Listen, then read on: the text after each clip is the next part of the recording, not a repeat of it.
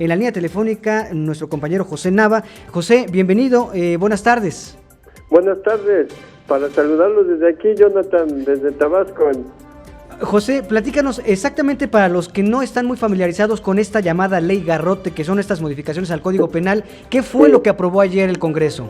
Sí, mira, lo que se modificó fue específicamente el artículo 308 bis del Código Penal de Tabasco.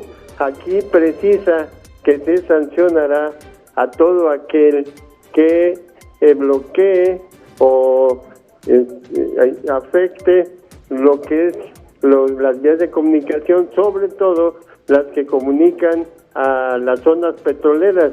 Ya ves que aquí hay muchos pozos petroleros donde y te hago un antecedente. Sí. Desde hace tiempo Tabasco ha venido sufriendo bloqueos, sobre todo en instalaciones petroleras. Por eso se tomó esta decisión. No es precisamente una ley garrote, ni es para los ciudadanos en sí. ¿Por qué?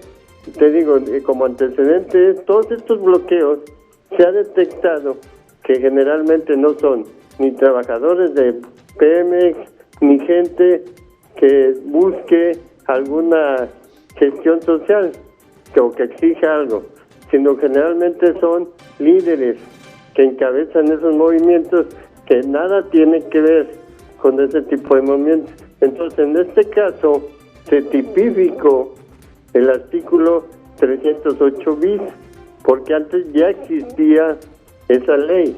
Lo que pasa es que ahora lo que se hizo fue tipificar y precisar qué es lo que se iba a hacer, qué castigo o qué sanción se iba a aplicar a este tipo de pseudolíderes, Jonathan.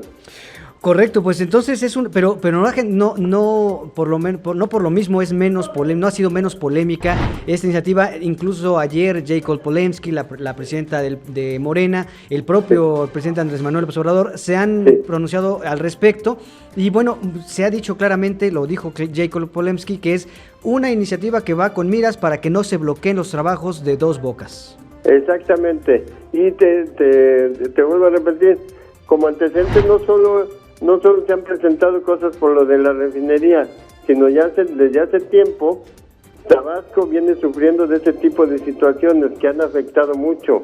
Aquí hay muchos pozos petroleros y es donde han afectado a este tipo de gente. Y como no se les podía aplicar una sanción precisa, pues salían rápido y volvían a hacer sus movimientos. Claro. Bueno, pues ahí está, José, muchísimas gracias por esta información y por este reporte.